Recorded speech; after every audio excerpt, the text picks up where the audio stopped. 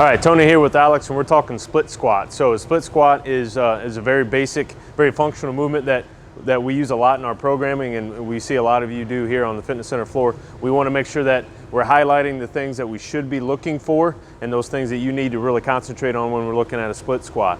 Of course, the split squat is just taking our usual bilateral squat and splitting it in half. But there are some key things that need to be considered when we're taking a look at this, and then we'll quickly show you how the best way to load this. All right, so first and foremost, the split squat, and Alex is going to help me out here. We're going to turn and face this direction, just kind of highlight a few things. So this stance should be a good 3 to 4 feet. All right, if you're too shallow, it's going to be hard to get to the actual pattern that we want. So the distance between our feet here should be at least 3 feet, maybe even 4, depending on your height. Right. So if you need a little more balance, the best way to do that, I'm going to have Alex stay right there so you can see it from the side, but from the front, if you need more balance, because this is going to be kind of unstable to begin with, if you need a little more balance, just bring that foot out here, right? And that'll help out with the stability need there. Now, the two things I want you to consider, only two things when we go down into this actual movement, and that is I want you to take that rear knee and take it down towards the ground. It doesn't have to touch. If you want to touch, that's fine. But that's our first cue, just take that down. And then we want to drive up from that front heel, okay?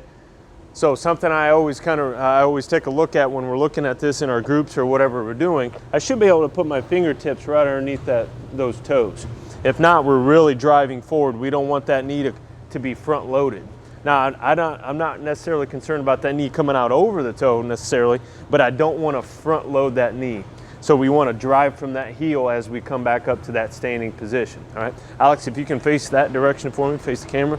Now, real quick, as we look at a load, and again, the split squat's already giving you some stability need because now we're in a single leg supported, but now we're going to add a little bit of load. So first and foremost, we'll do it in a suitcase carry or a farmer carry position. So definitely recommend that whatever the hand is holding the kettlebell, that same side leg's going back.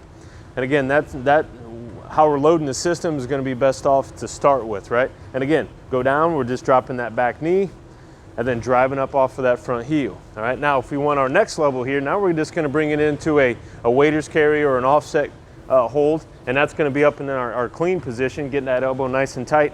Same thing here, but again, now we're increasing the stability need because where our center of gravity has changed now because where the load is. And then our last progression here would be to go overhead. And that's to press that kettlebell all the way up and then again, go all the way down and then coming back up, all right? So there's the split squat. Very, very beneficial and functional movement, something you should be doing a lot. Just make sure you do those 2 cues, back knee goes down to the ground, drive off of that front heel and put that into your program.